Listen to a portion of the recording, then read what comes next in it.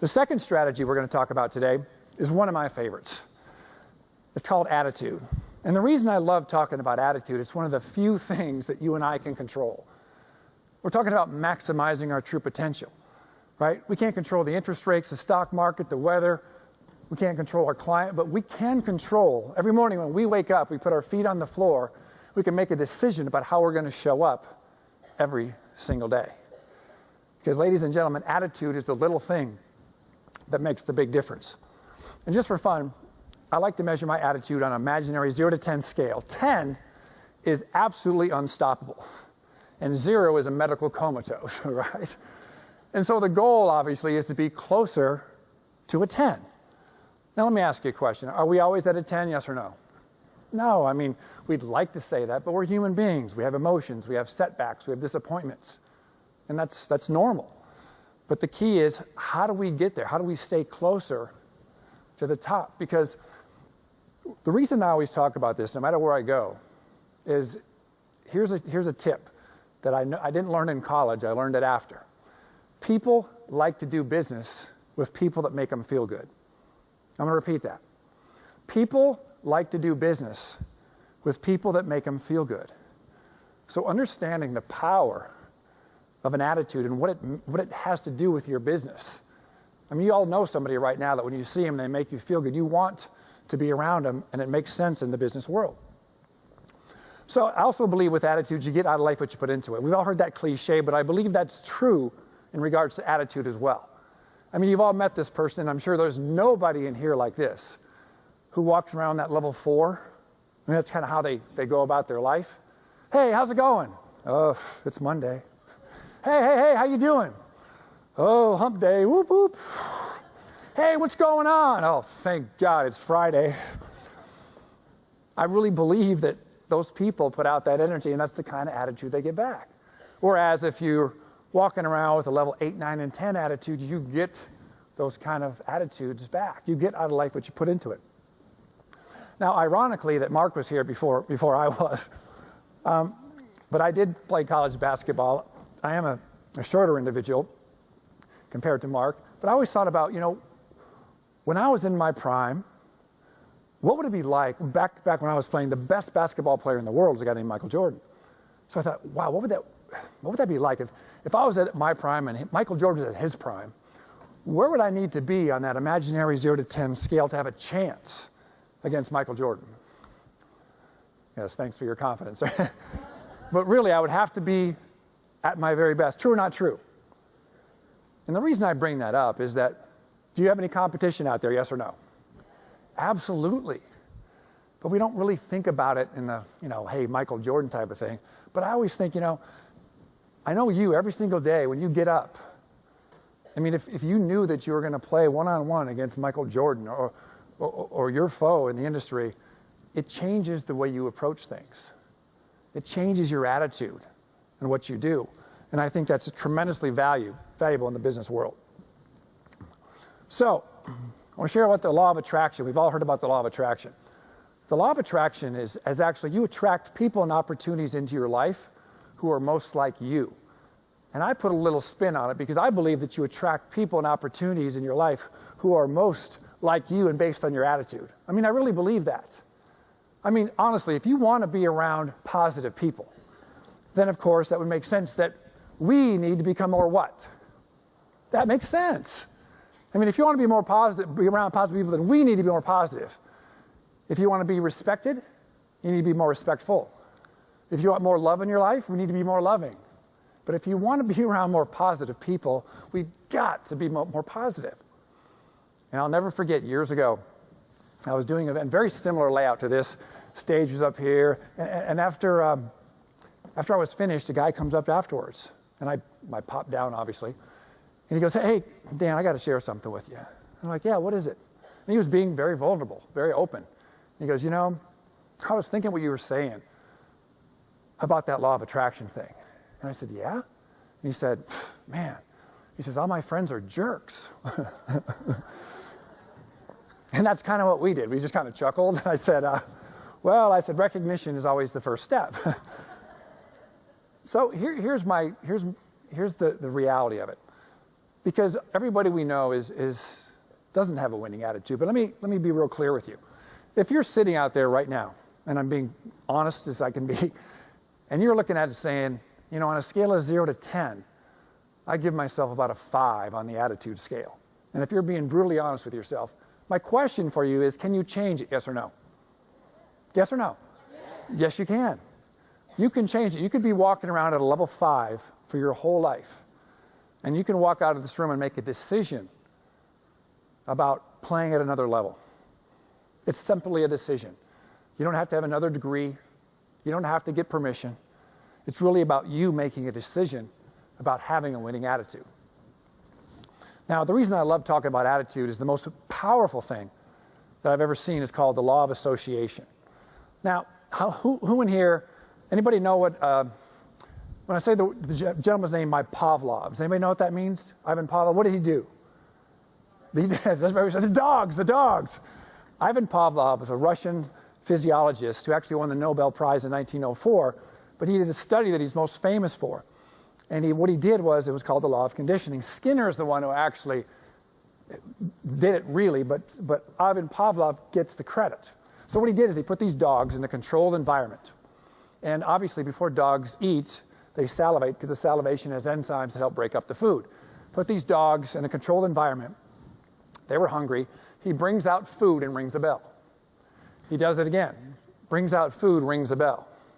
Continuously brings out food, rings the bell. Pretty soon the dogs know that the bell means what? Food. So they've conditioned themselves to food. So all they have to do now is ring the bell and the dogs start to salivate because they know the bell means food. The reason I'm telling you this story is every single day in our lives, people are making association about us based on our attitude. So here's what I mean. Hypothetically, if you saw me every week and I was in your office and every time I saw you, I was in a level 8, 9, or 10 mood, giving you positive feedback, helping you get better, giving you sincere compliments, pretty soon you start saying, wow, I really like that Dan guy. He's positive. I like him. And you get conditioned to my attitude. So pretty soon all you have to do is see my face, hear my voice, see my car drive up, or see an email, and boom, you literally start to feel good. And I guarantee there's somebody right now in your life, I guarantee it, either personally or professionally, that all you have to do is see their face and hear their voice, and you start to feel tired and depressed. True or not true? It's true.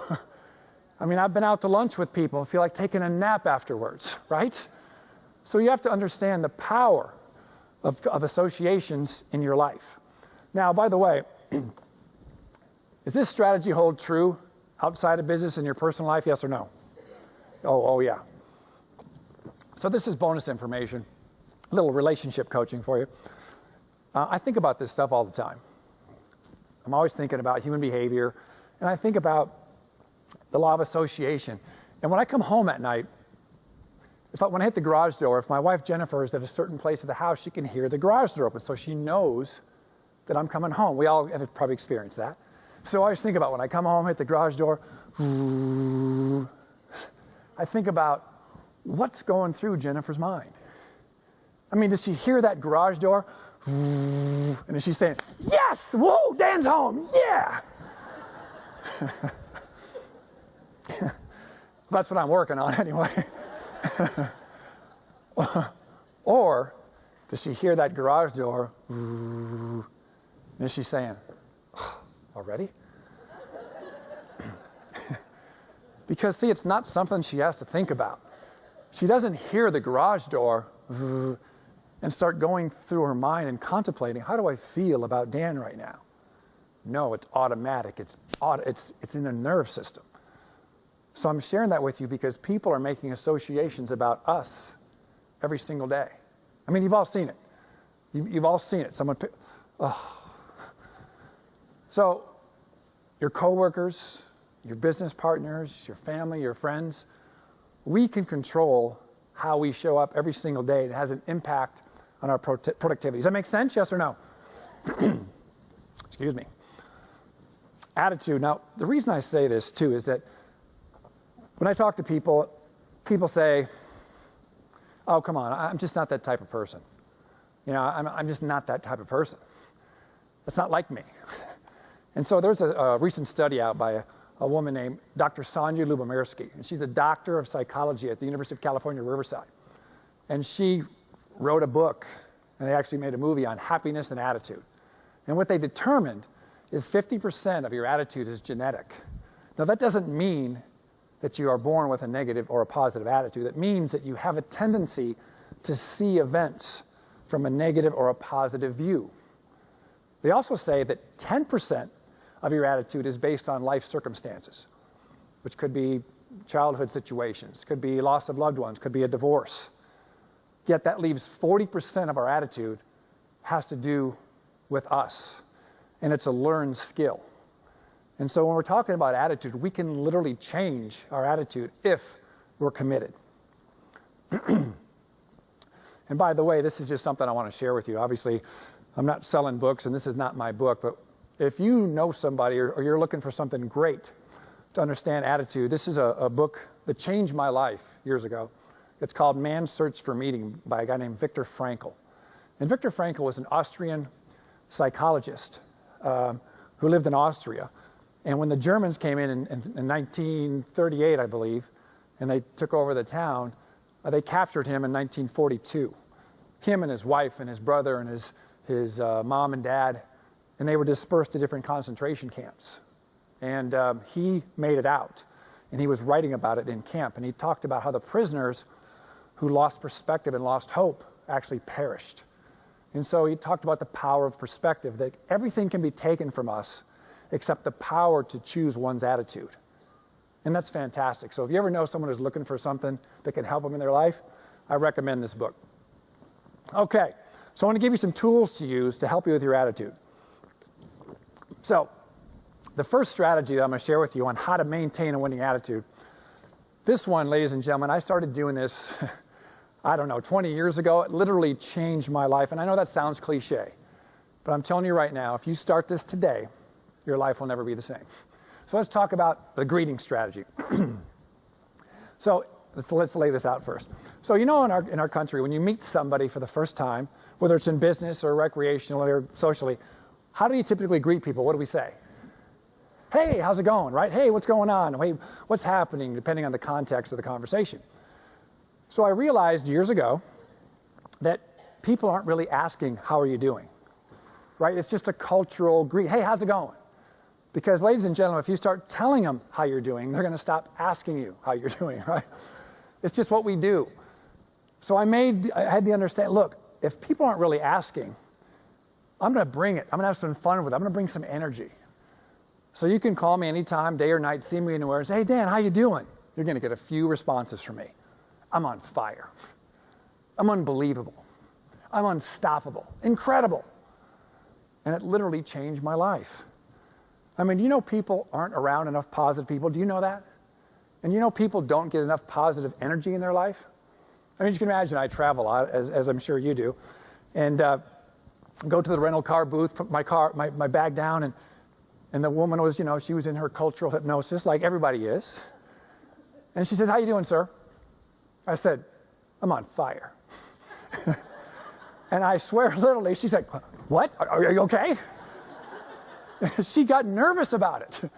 She was so nervous that somebody was actually happy. She's shuffling her papers, and oh, wow, that's really great, sir. Wow, you're pretty tall. You probably need an upgrade. That's fantastic. I was in Salt Lake City, and right across from the Wendy's in the Southwest Airlines terminal is a little sundry shop. And I walk in there and get some gum, and the woman says, how you doing, sir? And I said, I'm unbelievable. She looked at me and said, are you really? And I said, yeah, I am. She goes, that's fantastic. I said, what do you mean? I said, what do most people say? She goes, they don't say anything. They just keep their head down and they walk out.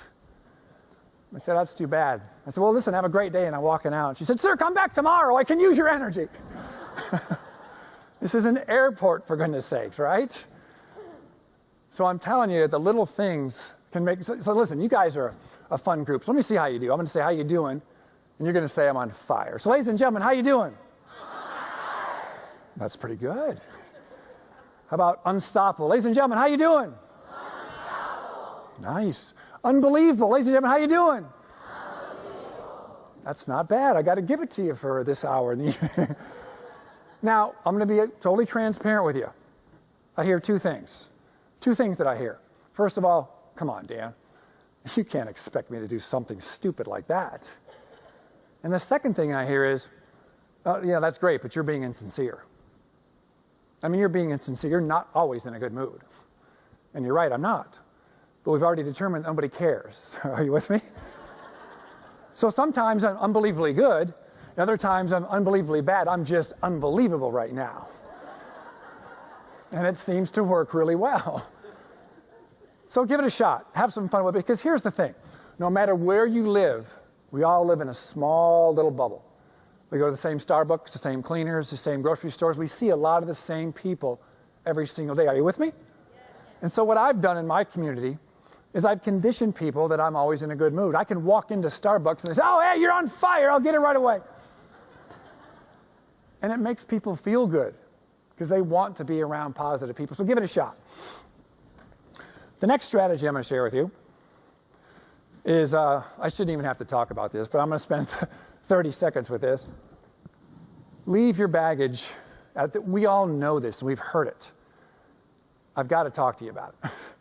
If you want to maximize your true potential in business and your life, we cannot share our challenges with our coworkers. It just doesn't work. I mean, can you imagine, excuse me, if Ian introduced me today? He says, ladies and gentlemen, you're going to love our final speaker. You're going to love him. He's the most requested speaker in Las Vegas, best-selling author, America's coach. You're going to love him. Let's hear from Mr. Dan Lier. And you all go ahead and clap. Go ahead. And I come up here this afternoon at 4:15 and I do this. Oh, all right. Ladies and gentlemen, good afternoon. Wow, it's 4:15. I don't know how y'all do it. I'm your motivational guy, and we're going to talk about how to maximize your true potential. I tell you, I'm usually a little bit better than this, but my wife and I are having a few issues right now. What are you laughing about? I mean, you know how relationships are kind of like the seasons. And right now we're in the winter months, and I'm hoping we can get something going in the spring. My son's having some challenges in school, and my daughter's been texting Eminem. But if you stick with me, I'm kind of like a fourth quarter player. At the end of the hour, we're going to get this thing. Okay, this skit is over, okay? So can you imagine if I did that? What would you be thinking? Oh, get this guy out of here. Are you kidding me? Right? I mean, as a human being, you might think, oh, he's a nice guy, but we have our own issues. So not to make light of anybody, we all have issues. Some big issues, some small issues, some imaginary issues, we got them. But we all have a good friend, or there's something called therapy. So the key is, if you want to maximize your true potential, do not bring your baggage and share your baggage. Make sense, yes or no? Last thing I'm going to share with you is just be your best. Be the best you can be. I hear this. Oh, come on, Dan, that's easy for you to say. I mean, you're a motivational guy. I'm not a motivational person. Easy for you. You don't have the problems that I have in my life. Well, here's what I know, is that no matter what you do, we all have the same emotions. We go through fear, anger, setbacks. We all have the same thing. It's really about how we deal with it. And so really, just be the best you can be. I mean, I laugh when people say to me, wow, how do you stay so up? Are you always like this? No, I'm not always like this. I mean, that would be annoying. Can you imagine? Can you imagine? I mean, this is what I do for a living. You would think I'm a positive guy, but I'm not walking through Kmart with my kids. Yeah, whoa, it's Kmart, yeah! I mean, maybe Walmart, but not Kmart. Seriously, though, just be your best. If the best you can be today is a solid 7, then let's do it. It's better than a 5. Just be the best you can be. Does that make sense, yes or no? Excellent. Thank you very much. And by the way, I want to share this when I always close out the attitude piece. Is anybody familiar with W. Mitchell? A couple people? W. Mitchell, guy I met years ago, and he's an inspirational speaker. And at age 30, he crashed his motorcycle and burned 65% of his body He lost all his fingers. You can't see the picture very well, but he's got a lot of skin grafts on his face. His fingers are gone. What happened was he crashed his motorcycle. The gas cap popped off. The gas went over him, and the flames ignited. Terrible. So he's doing rehab, and one of his goals was to be a pilot. So he gets his pilot's license, and at 35, he crashes his airplane, and he's paralyzed from the waist down. Now, that would send most of us right out of here. But he says, my life's something more than that. So at 37, he runs for mayor in his small town of Colorado, and he had a great, great slogan. He said, vote for me. I'm just not another pretty face. And he ends up winning. So W. Mitchell is 70 years old today. Not today, but he's 70 years old. And he travels around the world giving inspirational talks. So if he were here today, he'd roll out in his wheelchair and he would tell his story. So I always think about W. Mitchell when I'm having a tough day. And I wanted to share this with you. You can see I'm having some trouble sometimes and drinking some water. I think that gratitude has a lot to do with your attitude. I mean, would you agree with that? Yes or no? On October 9th of this year, which is not even 30 days ago, I had a coronary heart ablation, which means they go up through your groin and they ablate parts of your heart, which means they burn it and kind of attempt to destroy it because of the electoral, it throws off your electricity in your heart, and my heart's going crazy. So they do this heart ablation. It goes pretty well. They do 50 spots, which is a lot. I get out the next day and I go home, and I was readmitted that same night because I couldn't breathe. And I had pneumonia in my lungs. So I go back to the hospital. I got the IV thing going for days. And I get out, excited about that. Have to go back in a couple days later because my heart's at 170. And so they do a cardioversion the next morning, which in layman's terms, when they hit you with the paddles and convert your heart with electricity. So let me tell you something. When I got home, I was so grateful. There were times in the hospital, all I wanted to do is see my kids, touch my wife, have dinner with my family. And when I got home, I was so grateful that I had prospects to talk to.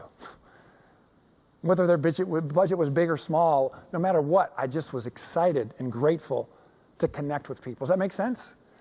So really just thinking about all the things that we could be grateful for, the health that you have, the loved ones that you have, and the opportunities that you have every day.